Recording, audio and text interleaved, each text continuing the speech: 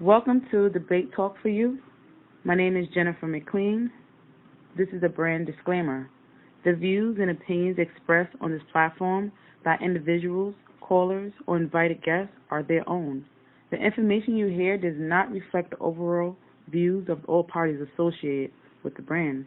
We encourage everyone to research all things heard, live or via archive, for edification purposes. Discretion is advised. Don't touch that dial. You're now listening to Debate Talk for You Radio.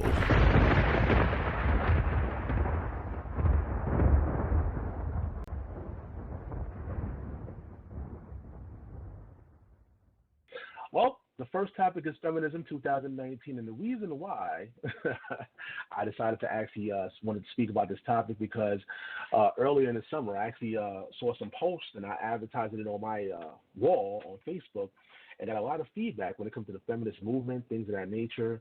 I was actually speaking to my co-host here and explaining to them that for me in 2019, when you look up feminism and how it all got started, it really all got started because, back in the days, of course, when men were working and women weren't allowed to work, the feminist movement was created to create an equality type of thing.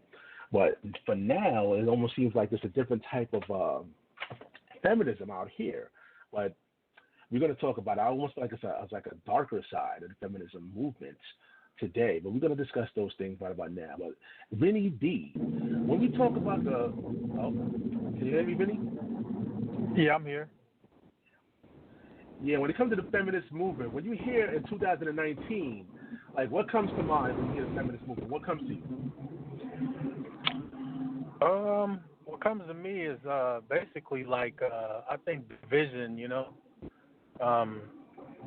There's a mind state to where it's pushing our sisters and our our mothers and whatnot, our daughters and everybody to be more independent. I think it's a bad thing, but at the same time, it's like I don't kind of take it like you don't want any help at all. And I'm seeing, and then it's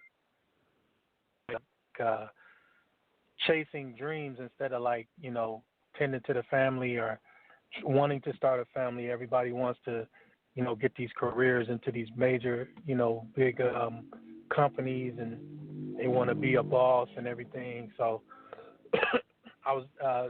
it's just weird. It's kind of like I think separation and division when I hear about feminism, especially today. Okay, interesting. Let's go to Reese Roberts. What do you feel when somebody says feminism 2019? What comes to mind? I'm going to mute you, Davis, because you're not hearing some background. Yeah. I do tend to have the same perception. It comes off to me the same way, where from a woman's perspective, it teaches the feminist movement. It teaches the woman to take on a lot more of a burden than what she's due in her lifetime as far as her role is concerned. And so it causes women, especially melanated women, it causes us to have to bear burdens that are not our load to carry. And, we do that all in the name of social conditioning or things that we get from social cues. Like he stated, being a boss, not wanting to really invest in relationships and having wholesome foundations laid for relationships, but just simply wanting to remain on a very superficial level so that, very superficial things can be accomplished. A lot of women are only in relationships for the sake of having their financial needs taken care of, and it doesn't go any deeper than that. And for a man, he simply wants to have his sexual needs taken care of. It doesn't go any deeper than that for him. So we're struggling because we have money which has no value actually controlling the nature of our relationships, which have more value than money itself. So us losing that focus all in the name of being a strong Black woman or being independent, socially, the feminism movement is definitely one of our biggest detriments as a nation. It's crippling us. Yeah. For me, I feel like the definition has been totally misconstrued as far as the feminist movement is concerned. Again, it all started because there was no equality back in the days and back in time, and that movement was created to create some kind of equality. But now it almost seems like if a woman has a job or they're progressing, they consider that like feminism. Um, when it comes to you, Reese Roberts, do people tend to label you because you're very independent, you're very ambitious, things of that nature? Do people tend to label you as a feminist, and how do you see yourself when it comes to that label?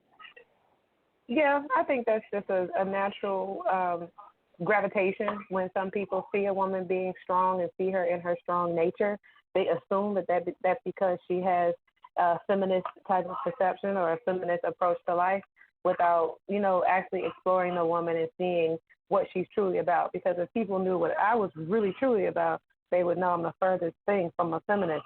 But because I'm strong and I seem like a free thinker and an independent woman, they will automatically assume that I have this feminist disposition.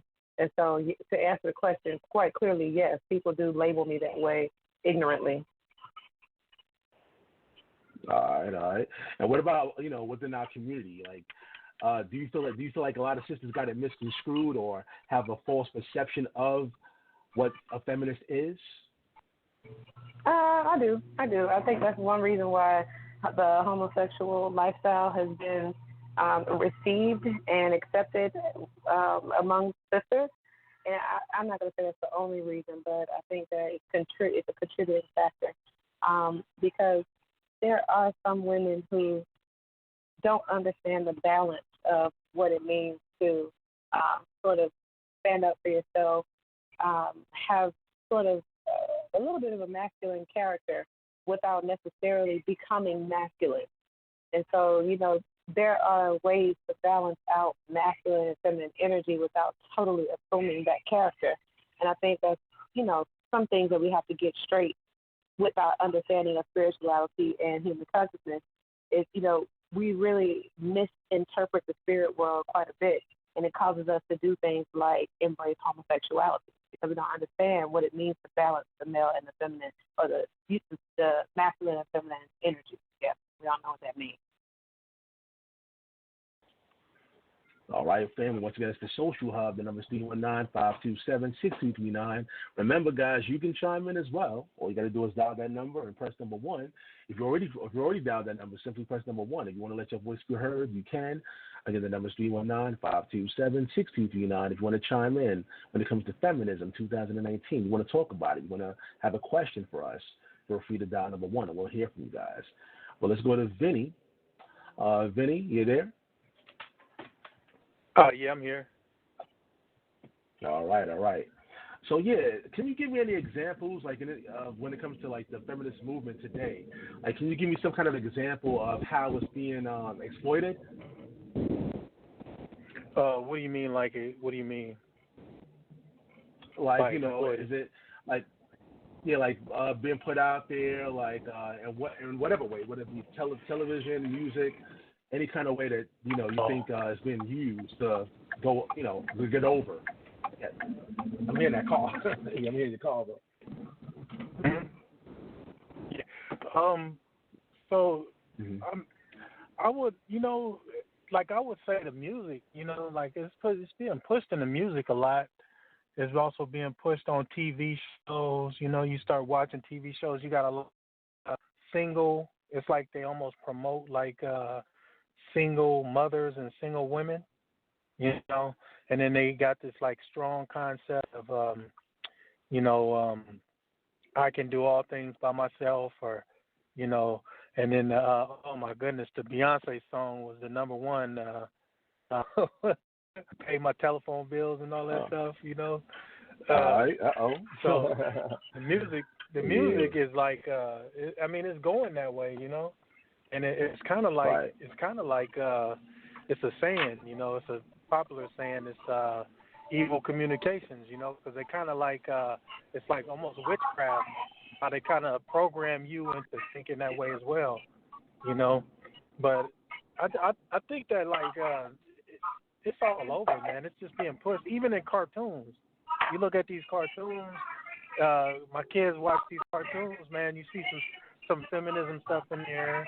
You know, you got the Me Too movement out there, and it's all being publicized. You know, it's like almost everybody has like a something going on, man. It's weird. It's weird. It's weird. You know. I hope I answered your question, man. All right. Hold on. Yeah. What about? What about you, Reese? I'm hearing a little background noise. You hear background noise? Yeah, a little bit. Oh, okay. Hold on. Mm-hmm. Can you repeat the question for me? Number 319. Yeah. Well, is there any examples out there like you could point out to specifically when it comes to like the feminist movement out there? Because some people probably don't even see it. Like, what feminist movement? Like, what are you talking about? You know? I see what you mean. I remember you said how is it being exploited? Yeah.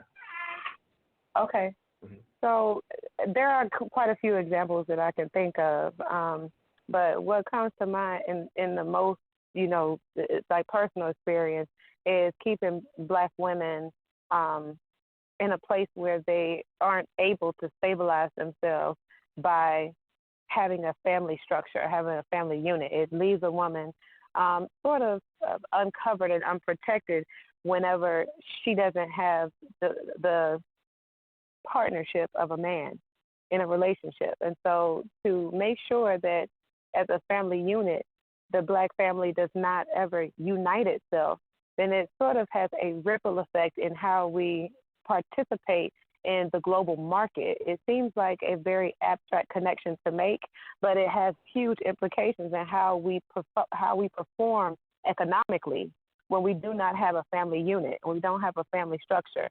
And the way that domino effect works, or the way the pattern works, is you have each Black person as an individual, then they stabilize themselves by creating a partnership with someone, getting married, and then when that marriage, starts to flourish or it starts to become fruitful, then the family unit is then solidified whenever they have offspring, and so that family unit of three, starting off with three, it gives you economic power to start, creating things like businesses. And that's something that we understand from colonial times when we were working on farms and having family businesses just to participate in barter. You would have a whole family that had one business doing one thing. And so because we don't have the ability to structure our families that way, we don't have the ability to build on our talents, build on our family legacy. We don't have the opportunity to build family estates. We don't have the ability to actually build any social structures that have leverage on the stock market or have any leverage in the community. It starts off at the family level. And if we can't even get to the point of having a family foundation laid, then it really, really cripples us when it's time to go out into the community.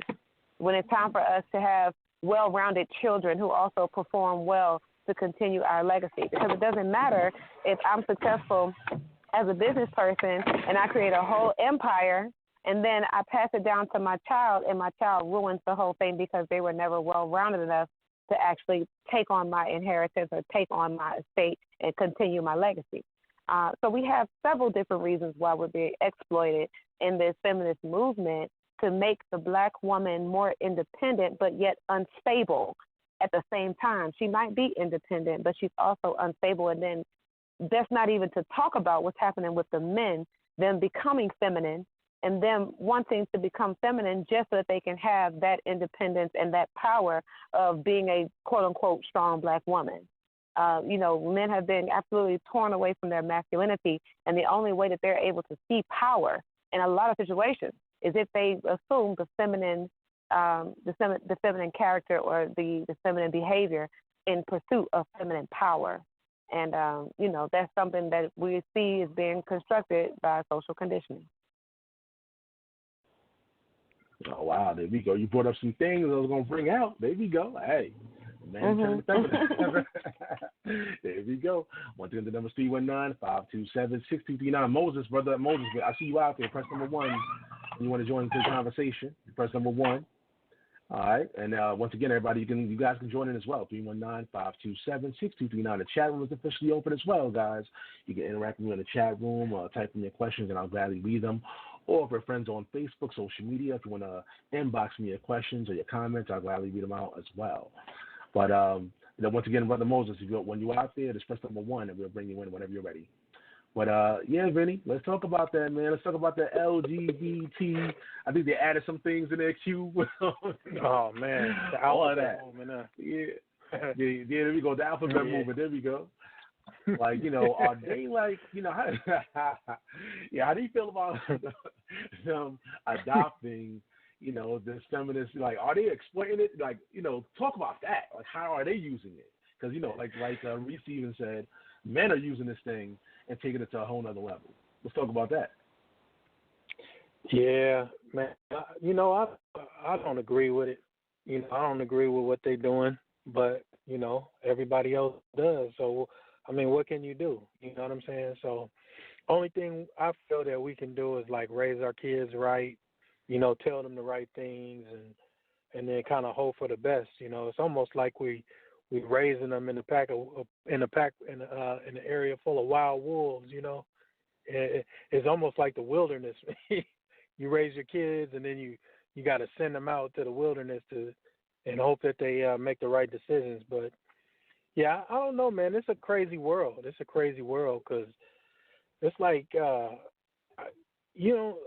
don't see any other communities like, especially with us being spiritual and tribal people. I don't recall seeing any kind of communities that's kind of like that. I don't even understand it. You know what I mean? So it's like it's just crazy how this world is. Because I don't know, man. They just push a lot of stuff on you. It's almost like they pushing the stuff on you so you can join what they want you to do. I'm like when in our conversation that me and Sister Reese had before, it's like I'm kind of a conspiracy theorist. So when I see people, pushing this stuff, I automatically start thinking they're automatically like they're raising their soldiers, and they put their soldiers in these big companies. And then you go to these companies and you work, and it's like your drive is so high from the information that you've gotten, or just the stigma that you're trying to fit into, that you don't even notice it, But you're building other people's companies, and they're pretty much getting like all this good labor, So it's just weird, man. We live in a weird place, And if you sit back, you can see it all. A lot of people can't though, But I've actually watched like some of my elders that I've grown up around, how they've grown up from being in the Black Power movement, with the Panthers and everything, and then come out of that, and then now it's like everything is so docile. Everybody, they all, a lot of them is just like real content on where they at. I don't know. It's weird. It's weird. And I kind of see it as like a what do you call it? A plan, some kind of like plan that they had that kind of like pushes you that way, and kind of make you want to, like a puppet master. Like they want right. You to do things, and they get you to do things, without you even being conscious of. That's right. I think they do that on purpose because I've seen. Oh, I'm sorry. No, it's okay. Now go ahead, Reese. Go ahead. You got it. Yeah, that just it just made me remember something I thought about my mother and my grandmother. My mother was one of the most Afrocentric people that I could remember from my childhood. And as I got older to see my mother and my grandmother both, they completely abandoned their Black power attitudes and persona, and they started to conform with all of the propaganda and all of the messaging. And it totally, made me wonder, what is this? And I really think that it comes from the fact that they came to understand that you can't beat the machine. they got tired of trying to figure out how to beat the machine, and so they just gave up and figured this is really just the way things are. Right, and they just submitted. Exactly. They just submitted to that, and they stopped fighting. Exactly. Yeah, I can chime in. Yeah, bigger the conversation. I can speak. Yeah. You know, I did have a question for you, sis, just to get your perspective on things. Like, where do you see it all turning? You know, where do you see it all turning? Like the way that feminism used to happen, or the way it used to be defined, and to what it's developed into now. Where do you see the turn? I think what will happen is similar to what the Bible prophesies, is that you'll have some who will make it and some who will not. Mm-hmm. And so we're just going to see the polarization happen before the cleansing. And this is basically a prophetic happening where, you know, we basically, the righteous must reach their judgment. I mean, the unrighteous must reach their judgment by nature. I think one thing we have to take notice of is that humans are not being necessarily destroyed by anything else other than themselves. We are out here self-destructing by the way we make decisions, the way we choose to believe instead of know, the way we choose to seek after information or reject information. The way that we're moving is causing us to cleanse ourselves. And this is something that is going to happen naturally without the interference of any outside entity. And so the ones of us who are able to sort of wake up and consciously start making decisions that push us further towards life and success and abundance and wholeness and balance and alignment, all those wonderful things, if we don't wake up and choose to do that, then we are going to polarize ourselves away from those who find success. You know, if you're the type of person who wakes up every day and you don't have your mind focused on success, whatever that means to you, then you're going to be separated naturally from those who choose to do that.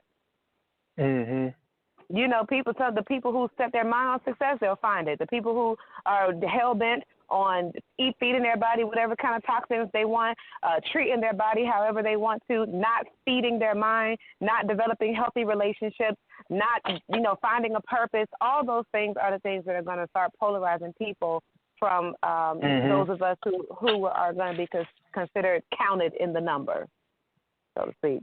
And if I can jump in, I don't know if I can be heard or not. Yeah, Brother Moses.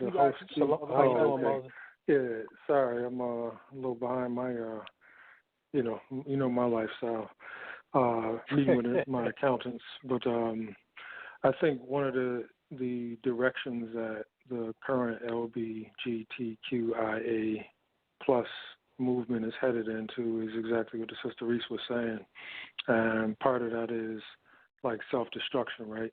And when you look at it in two different ways, which are opposite viewpoints, right? Every civilization on the face of the planet that had leisure to the extreme and wealth began to practice mentalities of this type of idleness, right? You have too much time on your hand, and it graduates your thoughts to doing more deviant activity, right?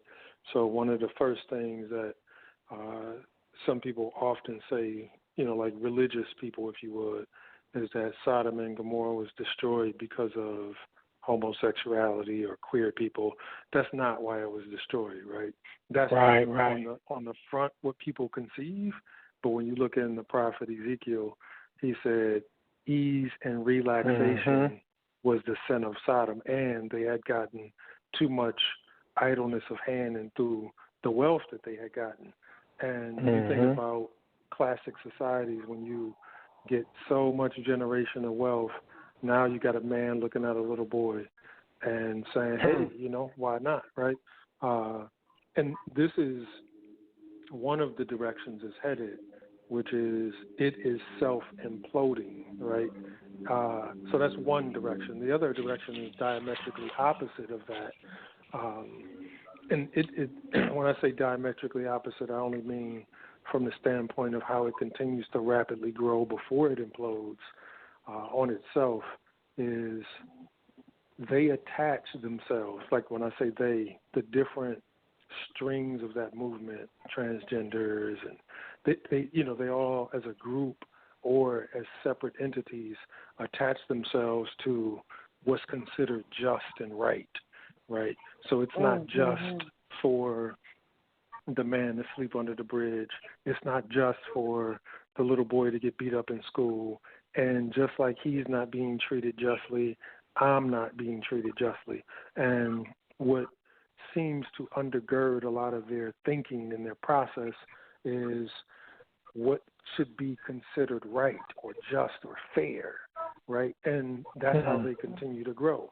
Because if you mask your context or pretext, if you mask it with, hey, this is really the reason why we're doing that, because we're about justice, but undergirded under that justice is your deviant activities, and some people don't even consider it deviant.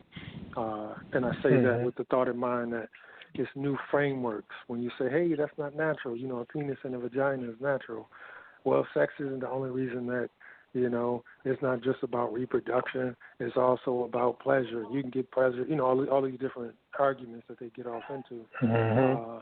But really, the two major themes is, one, they couch it in social justice, addressing social ills, and they're the ones on the front lines who have time to be at the protests and the meetings and et cetera, et cetera.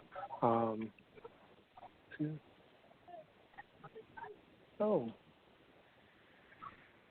be there.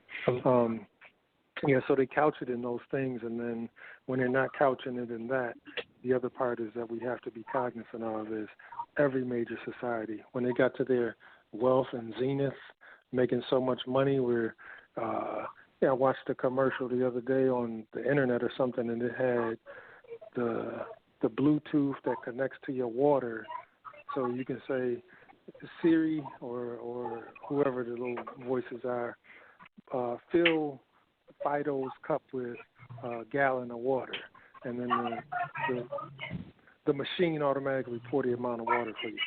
Now you got a lot of idle time on your hands, right? Every society historically went that direction. Wow. Yeah, that's interesting. That's the truth, though. And Brother Moses, Brother Elijah, how you doing, man? Peace to you. And how would you say that played an effect on like the feminist movement? Oh, well, I think at its original advent, the movement, the feminist movement, was necessary in some regards because, at least in contemporary American society in the 16, 17, 1800s, it was pretty much women were relegated to shut up and cook, bear some children, stay at home, don't speak up on anything, be seen and not heard like you a child. And through the course of time, you have people who, maybe their husband died and they inherited a whole bunch of money, or they inherited a whole bunch of property, or they inherited some type of resources or time where they didn't have to work as much. And they began to say, hey, I want to spend time advocating for issues that I'm concerned with. And this is like, contemporary American history, where I don't believe that you can relegate the feminine power or principle to doing domestic chores, right? Like, that's just, in Kenya, women build houses. They are the bedrock of a lot of their civilization. But in contemporary American society, look, we do all of the major things. You shut up, lay down, and let us spend some time with you at night and be out of the way. Don't vote, don't talk, don't hear. And at some point, that's not just. And people say, well, we need to talk up about this, right? We don't appreciate this. And that's how it began. At least from my understanding, in the States. And it grew from that to being bifurcated or prismed off into different aspects of that. So you had women in the South who had different rights than women in the North. You had women in the North who had different rights than women in the West. Women in the West was walking around with pistols, Women in the North probably not much so, you know. But I think it grew as an offshoot of that. And then, at least from my readings of Angela Davis's literature, Women, Race, and Class, is different women had different concepts that they were speaking up and constructs that they were speaking on behalf of. Like black women had a whole different agenda than white women who husbands, you know, was just wanting them to stay at home. And then you had domestic workers who were foreigners who had a whole different agenda on why they were speaking up. So when people were even getting together, you know, they're getting together under the notion of speaking up on behalf of women, but even in that, it was prismed, right? And I think that in contemporary capitalist American society, they do a very good job of continuing to break movements into prisms, which when you fracture it, it makes it weaker. Like, okay, well, you go over here because your issue is this, your issue is this, your issue is this. Not, hey, this is the larger collective issue. I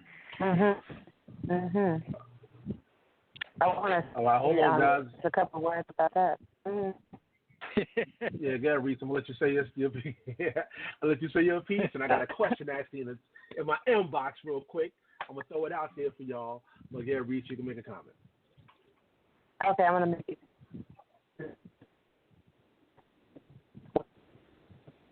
You're kind of breaking up. Anybody y'all can hear her? Y'all can hear her? No, I can't hear her. Okay. Yeah, Reese, kind of breaking up, Reese. Okay, let me move. I can hear you now. Okay, yeah, I was just coming outside. So the thing that I was trying to say was I think black women should have a form of feminism, but just not one that is partnered with the, you know, national feminist or the European feminism movement because, well, for one, I think that we should fully separate ourselves from them idealistically and theoretically.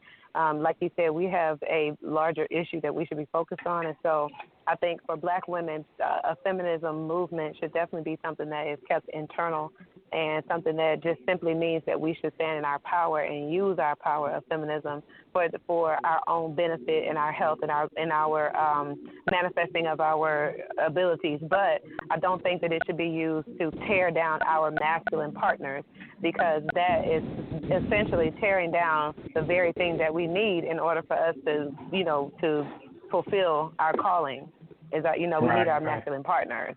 So our feminism movement needs to match our national movement. Yeah. I don't think it was bad. You know, just the idea of it, but it just the way it progressed and what it turned into, it just turned into like you know, something totally different, like the brother Elijah said. Go ahead, Sal.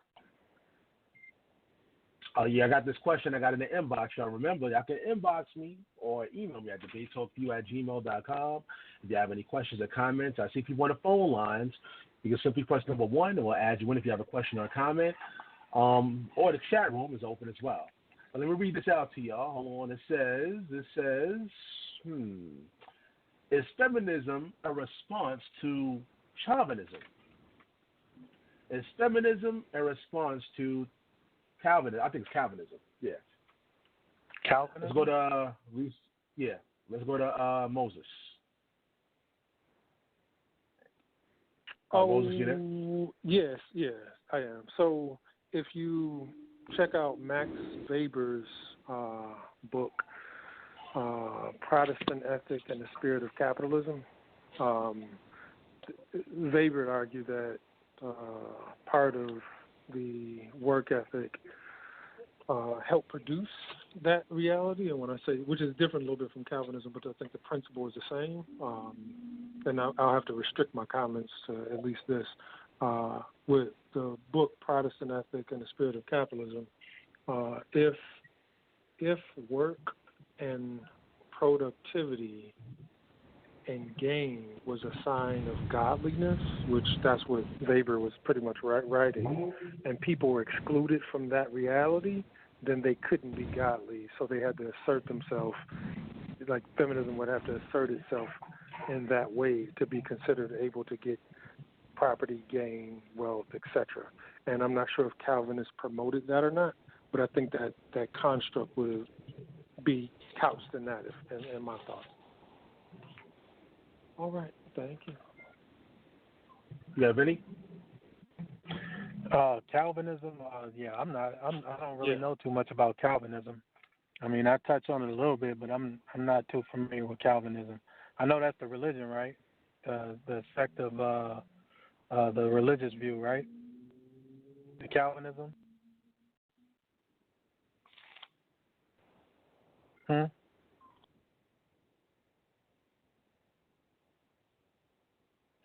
Hello, can I be heard? Hello, can you hear me, guys? Can you guys hear me? Yeah, Hello? I can hear you. I can hear you. Oh, yeah. You I can't hear Calvinism, you. right, Sal? You said Calvinism, right? Like the religion, right? Yeah. Mhm.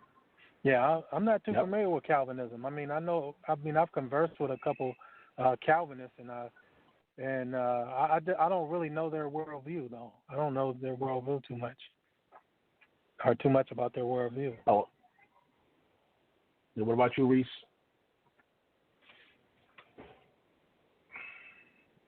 Yeah, Reese, you there? I'm sorry, I was on mute. I was trying to make sure my background noise didn't go through. But yeah, I think Calvinism is just a belief in one God, and so it. They said, how does it differ from what? Yeah, it said, is feminism a response to Calvinism?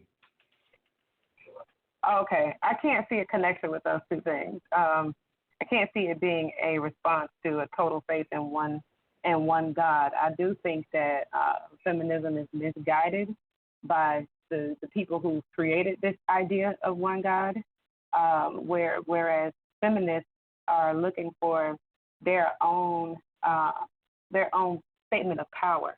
And so white males in this society have their statement of power through their religious depiction of Jesus Christ.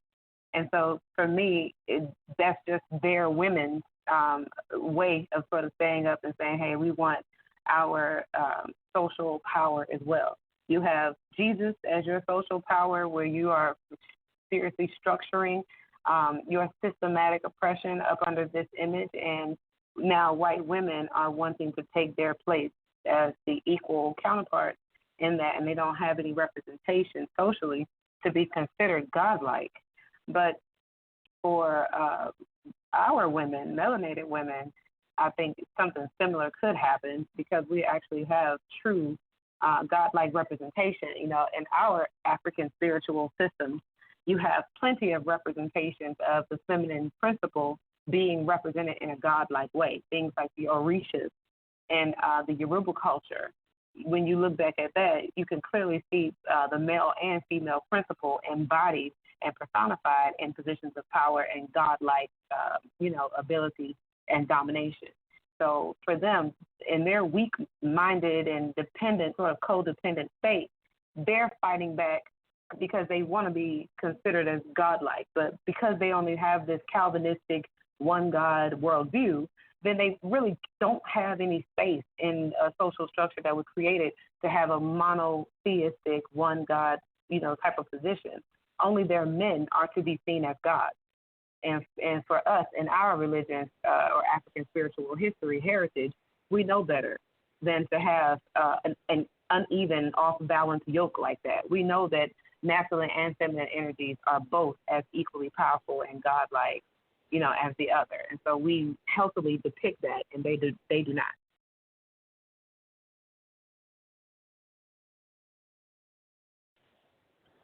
All right, family. Once again, the number is 319-527-6239. We're going to have you maybe half an hour more in the air before you wrap it up. But we brought up a lot of the, things that are negative about it. Is there any positives to the feminist movement today? Are there any positive aspects of it that can be brought out? Let's go to Moses. Yeah, I would say that there are quite a few positives. I think everything probably could be construed as having positive and negative. One of it is that it reminds men in general, but society at large, that you, whether consciously or unconsciously, can be oppressing your other half. And until some of people got a chance to speak up, I don't believe that some people were cognizant of the activities that they were doing. So I know, I don't necessarily think it's something wrong with it per se, but my grandfather did not cook at all. My grandmother did all of the cooking. And in their day, that might not be anything wrong. Okay, the man is this.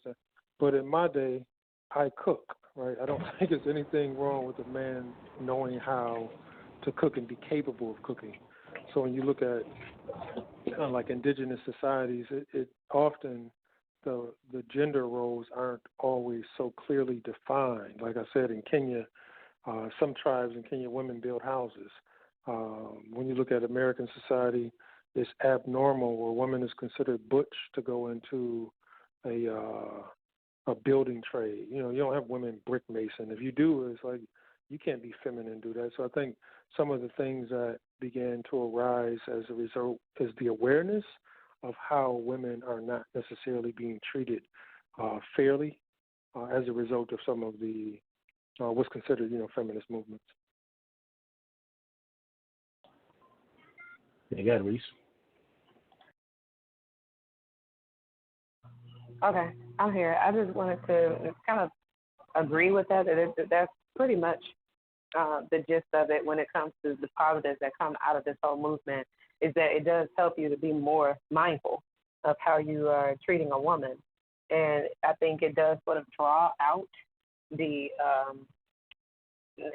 chivalry in men who have the mind and the heart for it. And it'll just sort of make the ones who don't have a heart for it, make them stand out more to where society can point them out and sort of avert the attention. I think, just me being a woman, I can easily tell if there's a man who has the mind and the heart for being chivalrous and having this sort of respect for the woman and her divine power and things like that, because they intentionally let you know, okay, I'm trying my best to respect you. Please help me. I realize a lot of men are looking for help to try to make sense of it all because they don't really know what it means to be fully respectful of a woman's power. They don't really know what that's all about because clearly socially that's not been the focus of conditioning, and the way people have been brought up, it's just been completely reversed to respect a woman. So, I think that is definitely a good thing that comes out of it, and it does teach a woman just how to have values for herself, how to pick herself up, how to set standards and live in a specific way that honors who she is, and she doesn't really tolerate sort of, settling and things like that. So it does have some good emotional healing that comes along with it. But I still think that nationalism for our people is more of a bigger issue. I feel we can achieve the healing as long as we get our house in order. And if we're not claiming our nationalism and if we're not building on those foundations, I don't think we'll ever achieve any sense of value or worth or sustainability or protection, regardless of if we had a feminist movement or not. If we don't take care of our homes and our nation building practices, then all that other stuff is going to sort of not matter. But if we do that and we start to build our homes and start to give ourselves value and worth and pick ourselves up mentally and emotionally, that's when we'll actually be able to say, okay, now I got some power. Now I can build some things. Now I can be feminine. And I would add in that just, if I can, again, having or raising daughters makes you look at, can cause you to look at the woman totally differently in ways that you probably may not have looked at them before. And I think that, feminism, again, like if it's viewed in its in an appropriate context, not overexerting itself like we don't need men like that. Sometimes it's the far extreme, like we don't need men and then we can be men.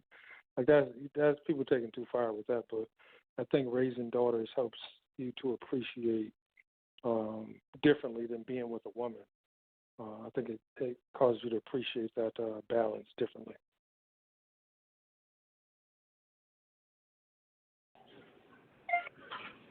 Yeah. What about you, Vinny? Did you hear the question? I know you got cut off at a certain point. Yeah, no, I didn't hear the question. Can you repeat it? Yeah, I was saying that we brought out a lot of the the negatives when it comes to the feminist movement. Are there any positives that you could point out? Oh, okay, yeah. I pretty much I agree with both brother Elijah and Sister Reese said. Positives, they kind of build confidence, in our women, especially knowing that we went through a long part of where we were tearing them down, and we still do. Like if we look at how, especially like I always talk about the music and then the TV shows. Not so much the TV shows anymore, but the music. The music is like especially the music that most of us grew up to. Like, I don't know about everybody else, but I grew up in the early hip hop age, and I still, was listening to it probably about 4 or 5 years ago, like the mainstream say, and it's pretty degrading, to the women, and you see them taking on that mentality of the music that they listen to. Talking to each other the same way and talking, just even allowing stuff to be said that wasn't never really allowed to be said, like degrading stuff. Back in the day, they punch you in the face or just smack you around or something like that, But now it's kind of like different, So I think that the feminist movement in its purest form is not harmful, but it actually like builds confidence, especially from a society that where we're tearing our women down, And I think that especially what Brother Elijah said is when you get daughters, you start to see it, because I noticed a change in myself where I really disrespected women because I was always real close to my family. And we had a lot of women who were like around, and we was women. So I never really was respectful to women, but it just becomes different when you start raising daughters. You start looking at things a whole lot, or I should say, you start looking at things in a different light, and it just changes your mind. But in its purest form, I think it does build confidence. And it also helps them, I guess you would say motivate them to become a better person. I would have to agree with both Brother Elijah and Sister Reese on that.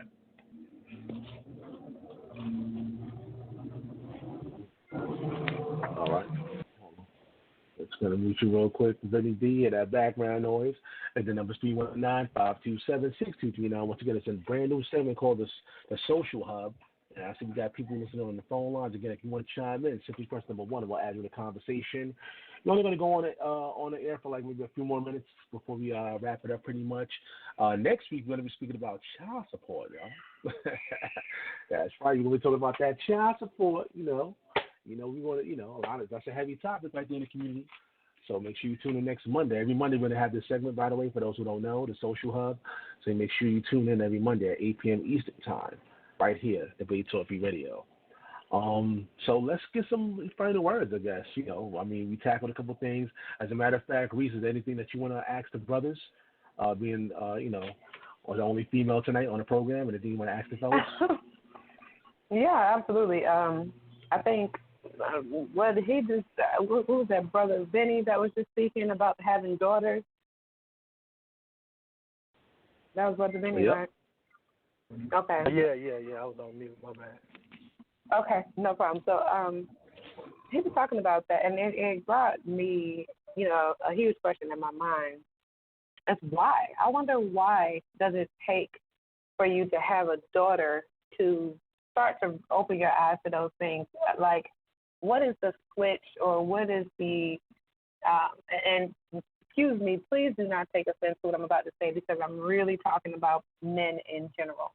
No personal judgment or accusations here, but sometimes it comes off as a lack of humanity when a man cannot see how he's affecting a woman, how he's treating her, how he's talking to her, how he's affecting her, because in all truth and reality, men, you guys are supposed to be our protectors, okay?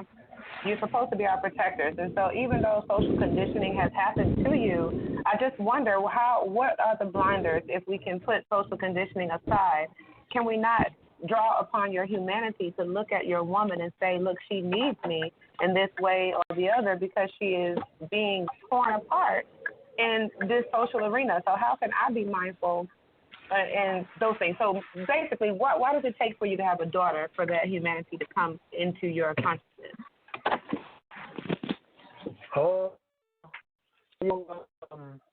It's kind of hard to put the social aspect of it, because that's what I feel it is, Like, sorry about that. I'm parking the truck, but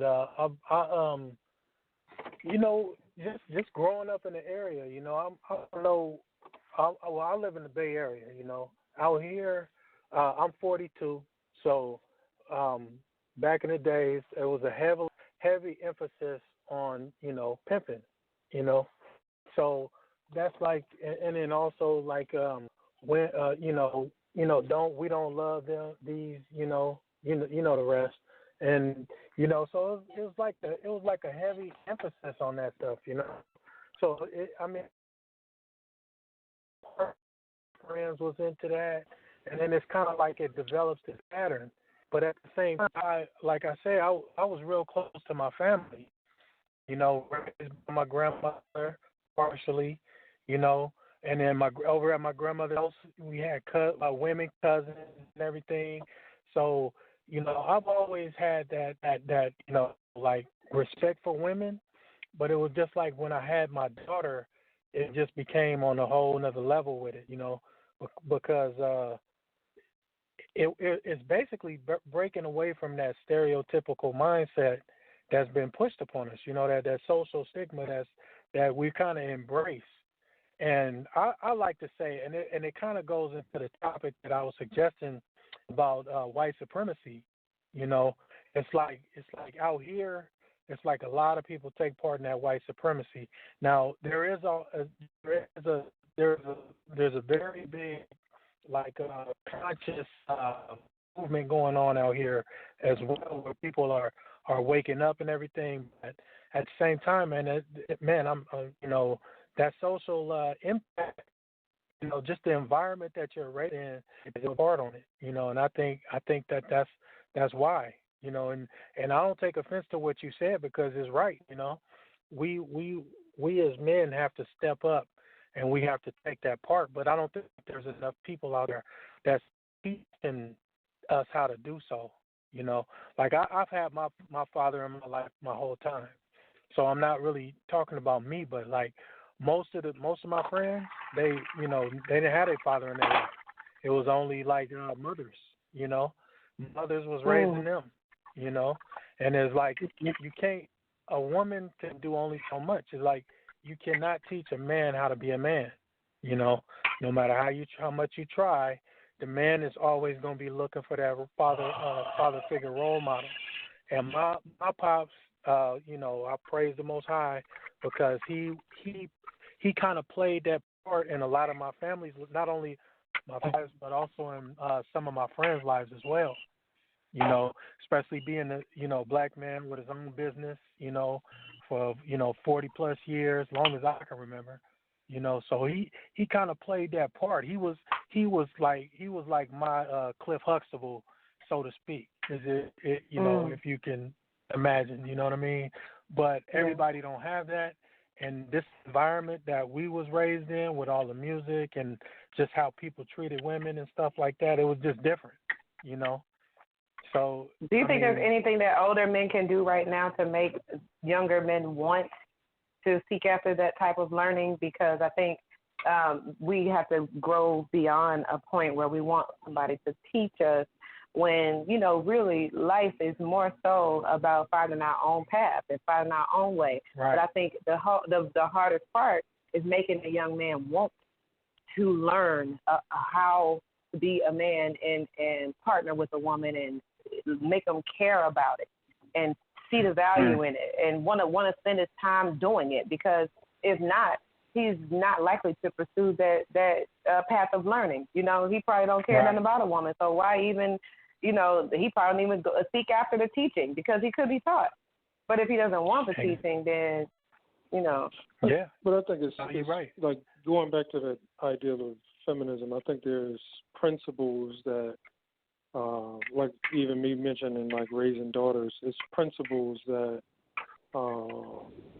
men probably are not as aware of, that they won't get from their mother, they won't get from their grandmother or other women relatives. And the primary reason that they wouldn't get it is because the social forces against them don't generally push them to engage with their family members or women around them that are related same way the women are not related, right? So when Vinny was just talking about like in growing up in the Bay Area and pimping was being big, like, I mean, you have music and blaxploitation films that all socialize you toward that deviant activity, right? Which, you know, it is not normal, but again, I would say that if you're socialized that way, like I don't think I've ever looked at my mother in a sexual way, or my grandmother, or my aunt. Maybe a cousin I never met before, and then found out it was my cousin. Like, dang, family reunion or something like that. But when you go to family reunions, we down in St. Louis, Arkansas, and it's like we in the hotel. You see it's like, yo, that's your cousin. Like, dang, what the hell? But like when you're you keeping it super real tonight. Oh no. I think no. Like if you've been to a family reunion, I think everybody's had that experience. Like you just at the same hotel at the same time. So you see each other with a T-shirt on. Like, dang, wrong purpose. But I think that when you're socialized in that manner where you don't socialize in a sense of sexualizing women, right? Where you see a woman with some thin jogging pants on, or the J.C. Penney ads when you were a kid, or whatever is pushed on you on TV and media, then it causes you to look at women differently. So I never looked at my mother like that. I mean, my mother didn't walk around the house with no clothes on, but sometimes she'd have, like, you know, coming out to the bathroom, have her brassiere on. I'm, it's my mother. But, you know, when the first time you as a young man, 16, 17, 14, 15 years old, see a naked woman, it socializes you different, right? And I don't know, you know, whatever happened in Genesis when he turned around and seen a woman with no clothes on, apparently, it did something for the mind, right? And you like, yo, I want to see this again. Now, when you have a daughter, right, that's different from a woman that you're going to look at like that. Because generally just in the world, like, you don't look at women. You train to kind of like socialize to look at women a certain way, and like you have to fight that socialization. Like from a time you were a kid, I hear like second, third graders that I'm around sometimes, like, that's my girlfriend, that's my like, right. Man, you're 8, you're 7, like what? Everybody wants a pretty girl in the room, right? So you socialize with So when you begin to breed offspring and raise offspring and have cousins and nieces, you're like, no, I don't want my daughter around none of these boys. I don't, like, you begin to have an agenda that can correlate to a feminist, right? Like, like woman power, and it's just different, you know, when, and in my estimation, it can be different than the way you would generally look for your parents or your aunts or uncles. So I think that plays a part in there. And again, like, you know, and again, I'm also saying this because it's a delicate balance. So I sent my daughter Well, you know, my wife and daughter and a few family members went to go see Angela Davis when she was in town. Yeah, I want my daughter to be on some Angela Davis type stuff. But then I'm like, nah, I want my daughter to be on, like, nah, I mean, so you want to see your child in roles and your spouse and your sister in roles to excel. But again, so sometimes you socialize to view women awkwardly. Maybe humanity is the answer in that situation, where we can just see that it's been a struggle between the two of us on both sides, but in different ways. And if you guys could see that we struggle because of the way you see us and because of the way we're socialized, if you could see that's the reason why your mama had such a hard life. That's the reason why your sisters can't find a husband. That's the things that are going on that are causing us pain. If you could see the humanity in us and say, damn, the way I'm doing this is really making these sisters really have to, struggle and put a game face on because they can't get right based on what I'm doing. Listen. So here you hitting on something, and I don't know if we diving off subject and Sal can course correct, but around the age of 18 to 19 years old, personally, and I'm, way older than that now, but I made a very conscious decision that I cannot defile women any longer, right? Because what's happening is I'm recreating the scenario that brought me into existence, right? So my father, he had 2 kids before my mother. I mean, he had to be like 20 when he got married to my mother. So, he had 2 kids, probably like 4 and 5 years older than me. So, I mean, he was doing his thing at like 15 and then producing children and offspring. And, people contacted me on Facebook saying, hey, I think I'm your brother too. And then was married to my mother and had 3 offspring. And then, my mother, how the cycle go, you leave that man and get together with another man and you love him. And before you know it, you 4 kids in, 5 kids in, 6 kids in. And now I began to cognitively look at, as a teenager with a couple of my boys, like, look, man, what we doing is wrong, man. And I remember one of my friends who was Muslim, I remember we riding on the metro train one day, and, he's Muslim, and I went to the mosque with him trying to search and find my way, and I said, hey, man, are people good or evil, or is it black or white, or is it in between? He said, no, it's either black or white. And I said, no, it got to be like a gray, right? Because you can't be good. What if you trying? And he said, nah, man, in Islam, man, it's black or white. You either good or evil. And I remember looking him dead in the eye and said, yo, man, you evil, and I am too. Because every single week, we got somebody different to get together with. We go into movies. We're trying to get a hotel room to dehumanize the female counterpart. I was about 18 or 19, and a lot of my boys stopped wanting to hang around with me because I'm like, look, I'm done with this because we are the hypocrites who are reproducing the same scenarios that happened to our mothers. And that began to humanize me. That's powerful what you just said, too, because I think, like, the question that the sister asked was, if I'm not mistaken, was what we can do to stop it or something in that nature. That's what we got to do. We got to, when we see it, so when we're approached with it, we got to speak out against it. You know what I'm saying? Oh, yeah. I do it in exactly what Brother Moses said. Yeah, I do it in really interesting ways. Like how? No.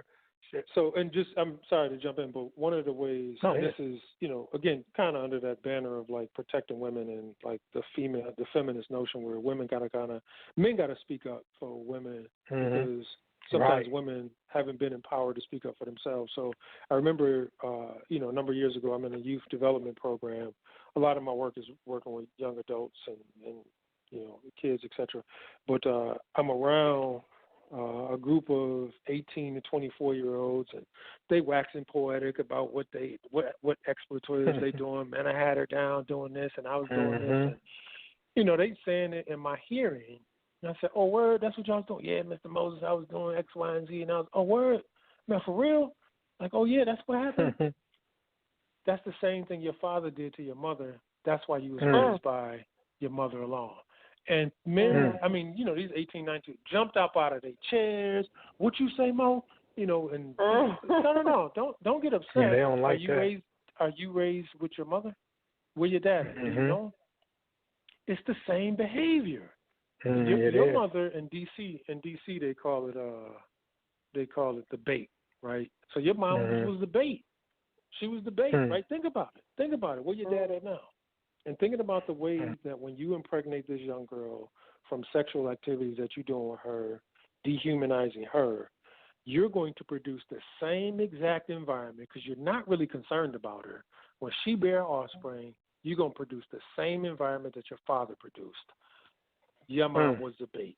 And it struck a chord. And, I mean, after they got their emotions and raised their voice, I'm like, no, just sit down and think about it. And, yeah, Mr. Moses, you're right. I mean, they left my office angry. But, I mean, when you just mirror your activity, I said, no, don't get upset. I had to come to the same reality. Yeah. That's one of the major things that caused me to make a pivot. Like, no, I'm not doing this no more. No other woman deserves me to. Yeah, and I think when you bring it home to that, just like that, it just causes you to reflect on your own behavior. Hey, you know what's crazy? You know about that, Brother Moses. You know what's crazy is like when me and Sis Reese working behind the scenes, I was telling her about when my daughter was in the 8th grade. It was a girl who, you know, she was doing her thing with some guys and they recorded it and it went around, you know. So the video was going around and my daughter told me about it and I told her, I said, I just looked at her like, man, that's sad. You know what I'm saying? Like, I know that they was all out there having a good time, laughing and stuff, teasing the girl and everything, calling her all kind of weird stuff. And I just looked at my daughter. I said, I hope you wasn't partaking in that because that's sad. It ain't, because you don't know what kind of history that girl got, what kind of life she got going on or whatever that's making her think that that's cute. Like, she's out there laughing with y'all, but she ain't, you know, trust you me, that behind closed doors, man, that girl is in pain somehow, you know. And I just told her, I said, you need to say to your friends or whatever that that's not cool at all. And then if they continue to do it, you need to step away. You know what I'm saying? Because that you out there, that could be your younger sister. You know what I'm saying? That could be your brother. Because it don't really necessarily have to be a girl. It could be a boy. You know, and the boys is looked at as you know, you macking, you doing a good thing, you know. Right. But I mean, that's still sad. You know what I'm saying? So you have to be. The bottom line is we got to be that example to where people can look at. We don't even have to say anything. Just let them see us treating people right. You know, bringing back the chivalry, like the sister said. You know, you want to open the door. You got a crowded place. You got elderly women or just women in general who's standing up. Hey, ma'am, you want a seat? You know what I'm saying? Open the door for women or whatever, or even for your brother. You know what I'm saying? We just got to be that example to where we can knock down that stigma, because feminism only exists because they think that they felt the need to, you know, create a movement that would protect them in a society that wasn't. You know what I'm saying? So if we are the light and showing them that this is what we do, maybe it'll rub off on somebody else and it'll become a domino effect. You know what I'm saying? Now and this is unrelated, but kind of correlated to the topic you just talked about with the video. Now, I'm not talking to defiling women on video, etc. But it's interesting, like just dealing with some of the same constructs that we're dealing with as far as feminism. Sal asked the question, like some of the positives that came out of it. Last week, I think I was watching a Netflix special called The Mind Explained. And one of the mind, or maybe it's just called Explained. They have a series of talking about memory. And I guess they got a bunch of subjects that they talking about how the mind works and explaining whatever topic they're talking about, the deeper thought behind it. And one of the shows that I watched began to talk about orgasms, right? and it began to explain that the feminine, the larger sexual view of women was always explained by men, right? So this is what makes women like this. Like, so Freud and, all these different psychopaths or sociologists or whatever they want to call themselves, they were the ones who were writing these editorials and saying, women, they get excited like this, and then they get this, and then they did, and if you do this, this will happen. This, and it was always men explaining it from their contorted views, right?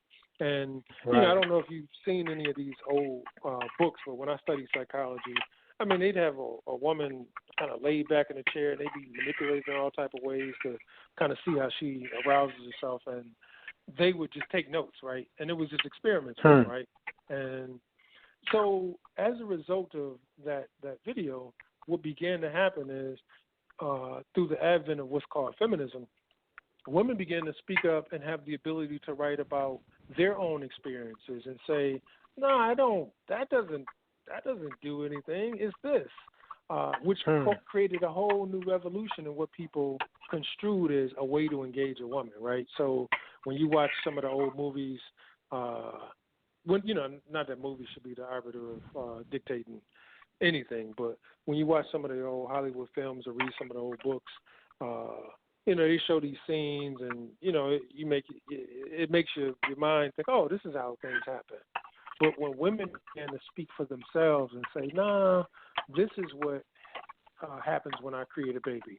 This is what happens when I engage in sexual activity with my husband or my male. This is what happens when I'm excited. This is what happens. They begin to rewrite an entire narrative, right, that was under the cloak of men who thought that they can self-subscribe all the things that women go through and what happens with a woman. And that's one of the other benefits that I see of what's construed as feminism. That was a good point. Interesting point. Yeah.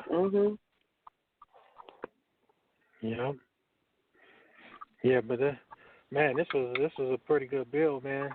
It was good talking to you guys, man. Seeing what y'all felt on it. Agreed. I look forward to the next ones. Oh no, you got me thinking about y'all.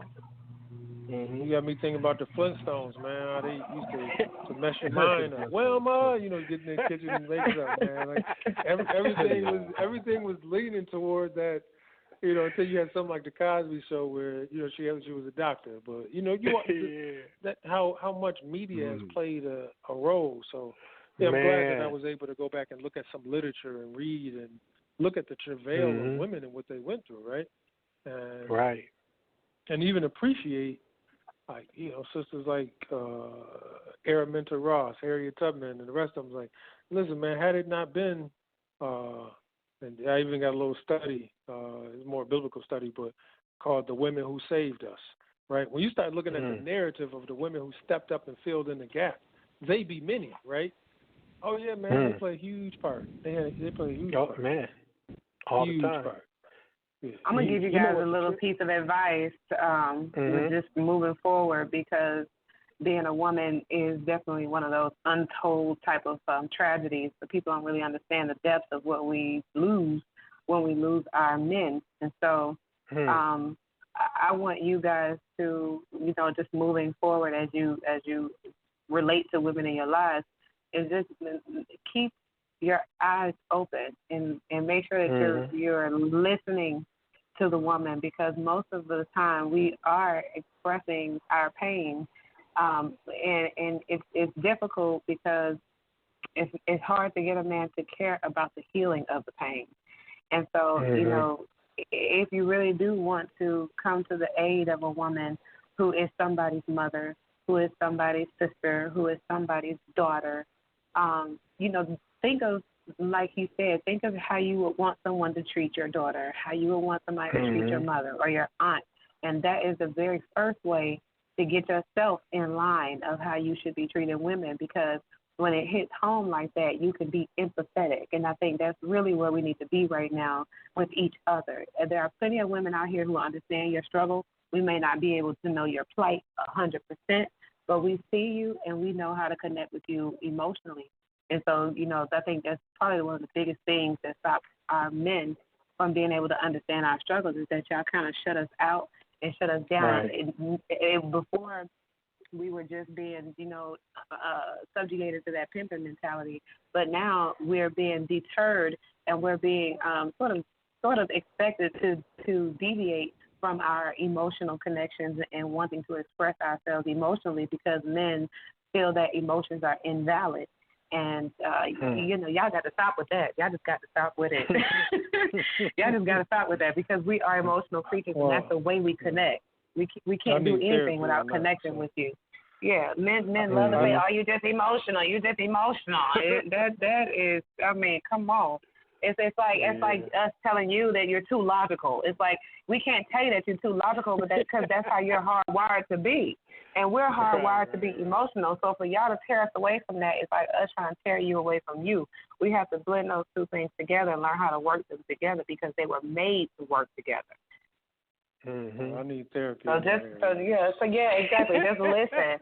Stop downplaying the emotions. And I'm gonna tell you, when you are vulnerable with your woman and she's trying to get you into a place where you're being vulnerable and wanting to talk to you and wanting you to open up and tell your secrets and all that stuff, do it. Because anytime a woman is trying to communicate with you, she's trying to connect with you. And for her to be trying to connect with you, it means that she's trying to either give you something or she's trying to get something out of you. Almost every single time that's going to be for your benefit or for her. So always, always, always let your woman connect with you. Let her see what's in there.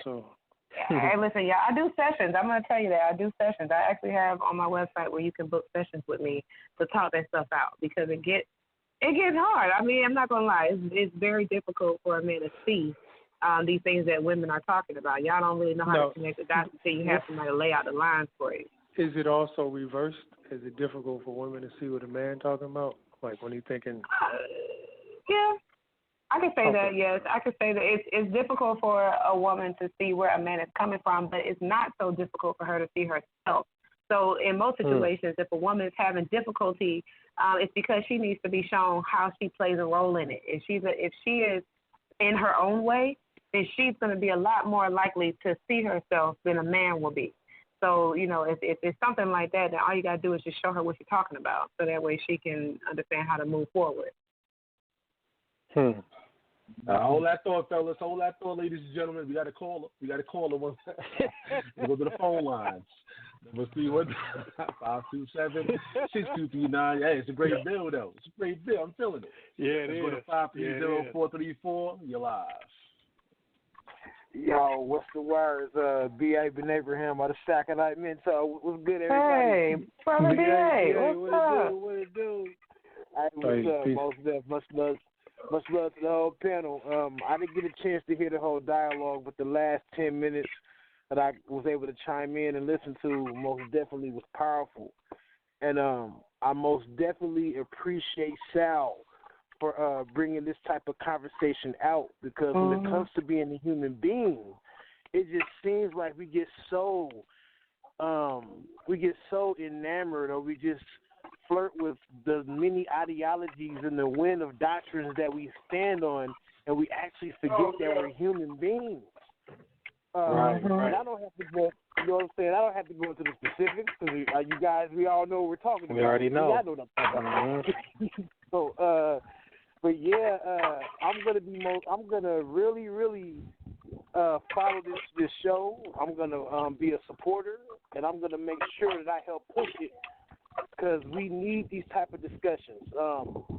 This concept of feminism or this argument or this stance or whichever you prefer to call it is very essential that we get to the core of it and understand what's going on because we have one side saying la la la and the other side saying low low low. So it's time for us to actually get to a point in life to sit down and display an act of maturity and actually be able to listen and comprehend. So with that being, most def. I love all y'all, man. And Sal, you appreciate know you, my dude. B.A. Most def. Y'all have a good evening. I'm out. You too. You too. Peace, brother. I appreciate you. Once again, family, the number is 319-527-6239. Press number 1 before we wind down. Once again, it's the Social Hub, y'all. Next week, we're going to talk about that child support. Oh, man, that's going to be a big one. We're going to get into that. That's going to be a big one. It's a heavy topic. Yeah, it's a heavy topic in the community, so make sure you tune in next Monday, 8 p.m. Eastern Time. We're going to chop it up. But nobody else press number 1 at this time, but I appreciate you guys listening to the program. Any last words? Let's go to Reese Roberts. Last words. No, just check out www.reeseroberts.com. If you do want to set up some sessions with me, you can go to the tab that says book a session at the top of the page, and you'll see rates and all that other stuff right there. If you want to check out my podcast, go to the same website, www.reeseroberts.com, and you'll have a link to open it on Spotify or either on Apple Music. All right, and of course I'm gonna leave all that information in the description box so it can be easy access for everybody. Moses, any last words? Yeah. No, just appreciate being a guest on the show, and that's it. No last words.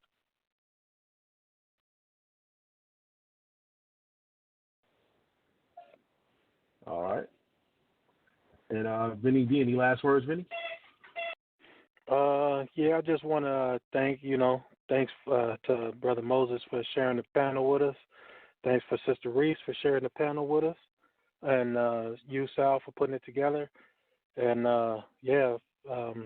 it's a lot together, man. I just, my thing is, let's just treat everybody like we want to be treated, and we won't even need none of these movements, so to speak. And that's about it.